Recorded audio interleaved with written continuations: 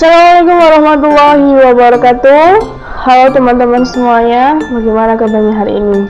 Semoga teman-teman di rumah ataupun dimanapun teman berada bisa sehat selalu. Oke, jadi video kali ini kita akan praktikum mengenai Wi-Fi LAN dengan WLC dan radius server. Jadi praktikum kali ini kita akan melanjutkan dari praktikum yang kemarin mengenai LAN dengan WLC. Nah, sekarang di sini ada tambahan nih mengenai radius server. Jadi kita sebelum melakukan praktikum, kita lebih baik mengenal terlebih dahulu mengenai radius server. Oke, langsung saja kita ke pengertian dari radius server sendiri. Jadi radius server ini adalah radius kepanjangan dari Remote Authentication Dial in User Service. Server adalah sebuah server yang digunakan untuk melayani server authentication, authorization, dan accounting atau AAA di dalam sebuah jaringan. Dan untuk singkatnya, radius server ini menyimpan kumpulan user di mana user-user tersebut dapat digunakan oleh klien atau user yang berada dalam satu jaringan dengan radius server tersebut. Radius server ini pada awalnya digunakan untuk autentikasi terhadap akses jaringan secara jarak jauh dengan menggunakan koneksi dial-up, tapi kini telah diimplementasikan untuk melakukan autentikasi terhadap akses jaringan secara jarak jauh dengan menggunakan koneksi selain dial-up, seperti hanya Virtual Private Networking atau VPN, akses point nirkabel, switch Ethernet, dan perangkat lainnya. Radius ini banyak dipakai oleh provider dan ISP internet untuk autentikasi dan billingnya. Jadi radius ini guys merupakan salah satu solusi murah untuk para penggagas sistem hotspot. Nah, tadi sempat disinggung nih mengenai server AAA. AAA itu merupakan Authentication, Authorization, dan Accounting. Untuk AAA protocols digunakan untuk administrasi network access dan device administration, wireless dan wired. Mengenai AAA, kebanyakan ya, AAA itu di sini ada authentication. Jadi authentication itu memastikan bahwa identitas yang ingin mencoba masuk itu benar. Yang kedua, bisa mengidentifikasi dari username dan password atau sertifikat. Kita lanjut ke authorization. Authorization ini sendiri merupakan izin akses kepada entitas yang telah diautentikasi. Yang kedua, bisa mengautorisasi command set apa saja yang bisa dieksekusi oleh entitas sesuai dengan hak akses mereka. Yang ketiga, memberikan izin perangkat apa saja yang boleh diakses sesuai dengan hak akses. Yang keempat, biasanya perbedaan hak akses atau command setnya juga berbeda. Jadi ini tuh istilahnya yang memberikan hak akses. Lalu yang terakhir di sini ada accounting. Accounting sendiri merupakan merekam komen yang dieksekusi pada perangkat untuk keperluan auditing dan analisis forensik. Yang direkam biasanya komen, session ID, session statistik, dan session state. Kita singgung sedikit ya mengenai cara kerja radius server. Jadi radius server ini kerjanya menggunakan protokol, menggunakan metode standar protokol yang mengatur komunikasi antara NAS Network Access Service dengan AAA server. Jadi ketika NAS menerima permintaan koneksi dari user, NAS tersebut akan mengirimkan informasinya dari user ke server radius. Dari server radius nanti di situ akan terjadi kecocokan informasi mengenai user tersebut, apakah database-nya dari internal, eksternal maupun server radius lain. Jika terdapat informasi yang cocok, maka server radius akan mengizinkan user untuk digunakan.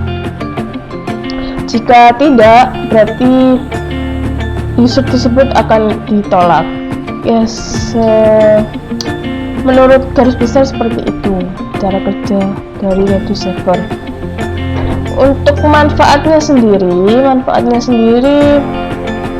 yang pertama, setiap pengguna individu dienkripsi secara unik, jadi pengguna lain itu tidak dapat, atau kita bisa mencegah pengguna lain memperoleh informasi pribadi. Ini berbeda dengan jaringan WPA atau PSK di mana setiap pengguna berbagi kunci enkripsi yang sama. Lalu pengguna atau perangkat tertentu dapat dengan mudah dideautorisasi oleh radius dengan menonaktifkan kunci enkripsi unik yang sesuai.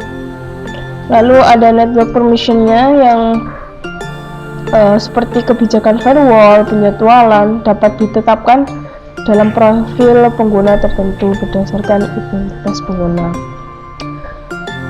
Oh ya teman-teman, jadi itu tadi sedikit penjelasan mengenai radius server. Nah, dari penjelasan tadi pasti ada bayangan mengenai radius server itu seperti apa. Daripada kita masih ngambang, kita langsung aja ke praktek di Cisco Tracker. Oke, kita langsung ke prakteknya. Ya, jadi skenario yang pertama, kita akan mensimulasikan jaringan 3 WiFi lab atau Lightweight AP yang dikendalikan oleh sebuah VLC, di mana VLC ini nanti sebagai pengatur lab dan sekaligus menjadi DHCP servernya. Sedangkan untuk autentikasi user akan menggunakan radius server agar user dapat diatur terpusat. Ini sama seperti praktik yang tahun lalu, tapi di sini bedanya kita ada penambahan di radius server. Oke, kita next. Nah, kita langsung saja nih kita ke langkah percobaan. Oke, kita buka dulu ya data yang kemarin sudah kita praktikkan, yaitu VLC, menggunakan VLC. Oke, lanjut. Buatlah skema jaringan seperti gambar di atas dengan menggunakan device VLC PT, server PT, lab PT, switch, dan tablet sebagai klien. Setting IP radius server secara statik 192.168.1.3/24. Oke, kita sebelum setting, kita tadi di Cisco belum melakukan penambahan untuk radiusnya. Kita tambahkan nih radius server. Oke, kita sudah tambahkan. Oh iya teman-teman, jadi untuk switchnya sendiri ini kita perlu penambahan karena ini penuh ya, kita gunakan di bawahnya ini. Kita tambahkan untuk di radius servernya, mohon maaf. Kita tambahkan sebagai colokan buat servernya, kita tambahkan CFE 1. Itu kita on-kan lagi. Oke, kita lanjutkan dengan menyambungkan server.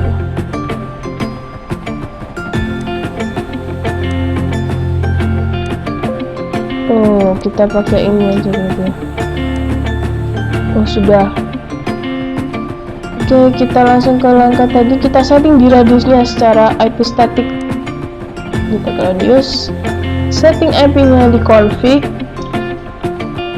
Nah, ini kita ganti radius. Oke,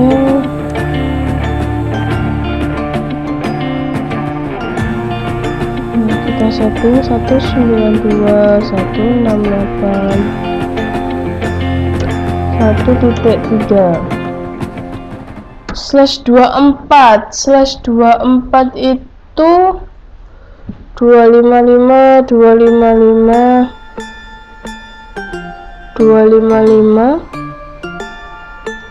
titik berapa yo /24. Kemarin kita sudah menggunakan /24 ya.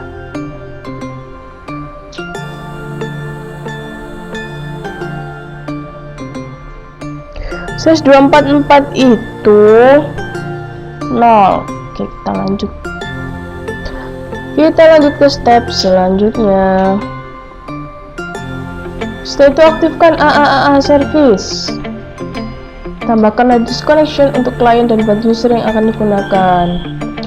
Oke, kita ke Cisco. Kita ke AAA service, kita ke service AAA. Nah, di sini kita on kan. Kita beri nama WLC. WLC Co ya, sesuai praktikum. Client IP tadi kita larinya ke sini ya. Switch berarti 192.168.1.2. Script ini kita beri password 1234567. Oke, kita add. Setelah kita add, kita nambahkan user. Nah, nambah user ini sesuai dengan klien kita. Jadi di sini ada 3 klien, kita buat 3 user. Oke, kita pertama kita nambahkan U1 dengan password yang sama aja supaya mempermudah. Kita buat lagi U2, selanjutnya U2. Oke, kita add U3, setelah itu passwordnya juga U3. Selesai.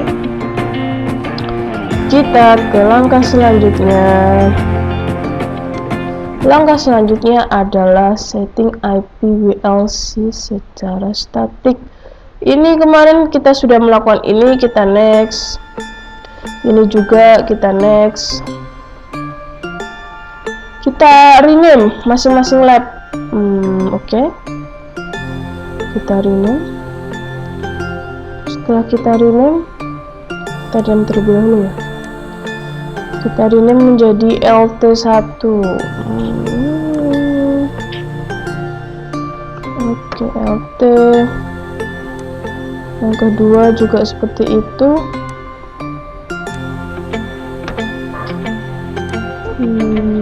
Ketiga kita juga ganti. Oke, selesai. Kita lanjutkan. Kita create SSID secara berurutan. Oh ya, yang sebelumnya ini disable teman-teman. Sekarang kita menggunakan keamanan WPA. Kita ke WLC.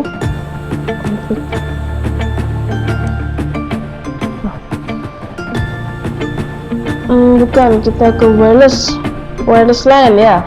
Kita ke L1 dulu. Tadi yang sebelumnya, praktek sebelumnya kita menggunakan disable, kita ganti ke WPA. Di sini IP addressnya 192.168.1.3 ya.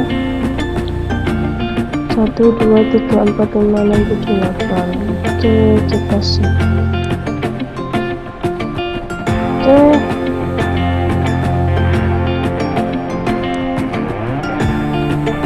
Selanjutnya update group. Sebelum itu kita juga melakukan di lantai 2.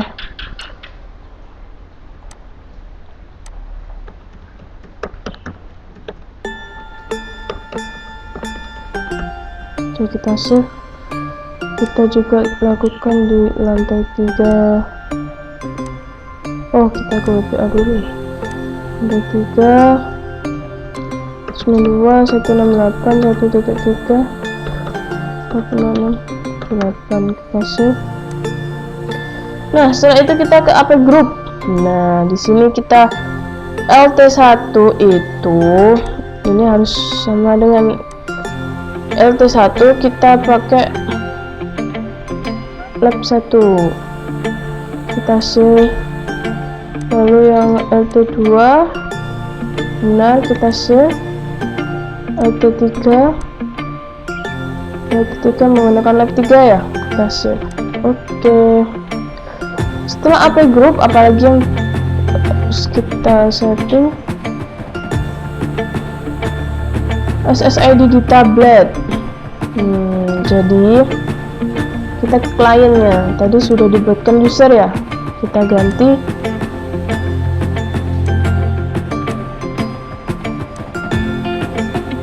di sini WPA menggunakan U1. Oke, sudah. Bukan di yang kedua. Wireless 0 WPA U2. Yang ketiga, memang agak lama teman-teman untuk nyambungnya. Ini yang pertama baru nyambung ya, sudah dari tadi. Oke, kita tunggu untuk nyambung semua. Apakah berhasil? Nih, satu persatu bisa tersambung. Kita tunggu yang LT3. Tunggu. Oke.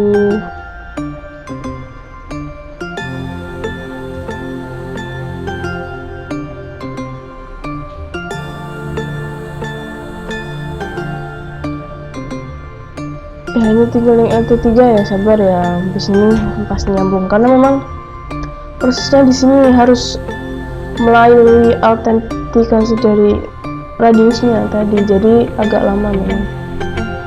Apa kita tunggu saja. Nah, yeay, berhasil. Oke, dari ketiga klien bisa tersambung ke dalam satu server menggunakan WLC dan radius server. Nah, itu tadi